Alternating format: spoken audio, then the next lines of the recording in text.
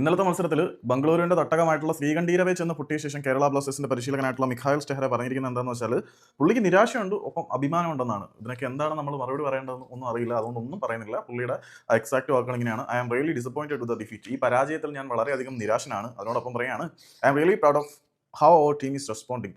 അതിനോടൊപ്പം തന്നെ എൻ്റെ ടീം എത്ര മനോഹരമായി പ്രതികരിക്കുന്നു എന്നോർത്ത് ഞാൻ അഭിമാനം കൊള്ളുന്നു. We are mentally strong. ഞങ്ങൾ മാനസികമായിട്ട് കരുത്തരാണ്. But it's hard to admit that we consider 2 easy goals. പക്ഷേ ഞങ്ങൾ രണ്ട് ദുർബലമായിട്ടുള്ള ഗോളുകൾ വഴങ്ങി എന്നുള്ളത് ഞങ്ങൾ സമ്മതിക്കേണ്ടതാണ്. രണ്ട് ദുർബലമായിട്ടുള്ള ഗോളുകൾ നിങ്ങൾ വഴങ്ങി എന്ന് സമ്മതിക്കുന്നതിനോടൊപ്പം എങ്ങനെയാണ് നിങ്ങളുടെ ടീമിൻ്റെ ആ ഒരു സാധനത്തിനെ ഓർത്ത് അഭിമാനിക്കുന്നത്? പുള്ളിയുടെ വാക്കുകൾ എങ്ങനെയാണ്: I am really disappointed with the defeat. ഈ പരാജയത്തിൽ ഞാൻ നിരാശനാണ്. അതിനോടൊപ്പം തന്നെ I am really proud of how our team is responding. എൻ്റെ ടീം എങ്ങനെ പ്രതികരിക്കുന്നു എന്നോർത്ത് ഞാൻ അഭിമാനിക്കുന്നു. ആർക്കഭിമാനം, എന്തഭിമാനം എന്നൊന്നും പറഞ്ഞിട്ടില്ല. പക്ഷേ പുള്ളി പ്രൗഡാണ് ടീമിൻ്റെ വേ ഓഫ് റെസ്പോൺസിൽ. ഒന്നും പറയാനില്ല.